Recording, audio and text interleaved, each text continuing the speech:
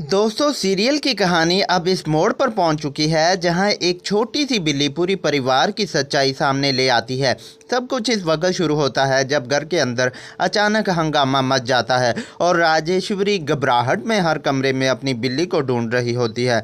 वो बार बार यही पूछ रही होती है कि आखिर इसकी बिल्ली कहाँ गई और किसने उसे छुपाया है। लेकिन पूरे परिवार में किसी के पास कोई जवाब नहीं होता। इसी दौरान सब लोग परेशान होते हैं, मगर सुमित्रा दादी एक तरफ खड़ी मुस्कुरा रही होती है जैसे वो सब कुछ जानती हो। फिर रात का वक़्त आता है जब पूरा घर सो जाता है तो सुमित्रा दादी चुपके से अपने कमरे से निकलती है और सीधा राजेश्वरी के कमरे में जाकर बिल्ली को उठा लेती है और वो बगैर किसी आवाज़ के घर के पीछे जाती है और बिल्ली को कूड़े के बैग में छुपा देती है। इनका मकसद साफ होता है, वो राजेश्वरी को इसी के जाल में फंसाना चाहती है। अगले दिन राजेश्वरी का गुस्सा और बढ़ जाता है और वो सब पर शक करने लगती है। इसी दौरान रूही को लगता है कि इस मामले में कुछ ना कुछ गलत ज़रूर है, इसलिए वो खुद ही सच जानने निकल पड़ती है। वो घर के हर कोने को चेक करती है और आखिरकार घर के पीछे बड़े कूड़े के बैग तक पहुंच जाती है। वहां उसे हल्की सी आवाज़ सुनाई देती है। जब वो बैग खोलती है तो अंदर राजेश्वरी की बिल्ली मिल जाती है। रूही फ़ौरन बिल्ली को लेकर सबके पास आती है और सच बताती है कि बिल्ली कूड़े में मिली है।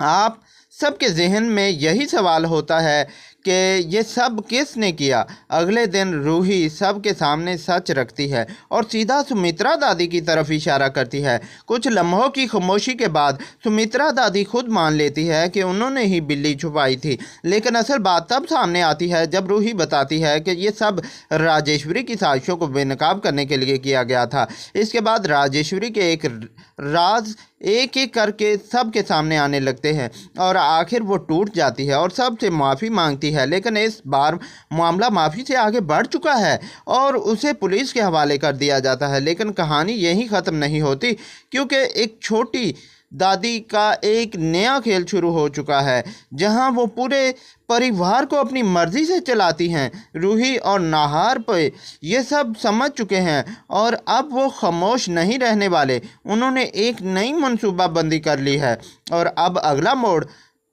पहले से भी ज़्यादा खतरनाक होने वाला।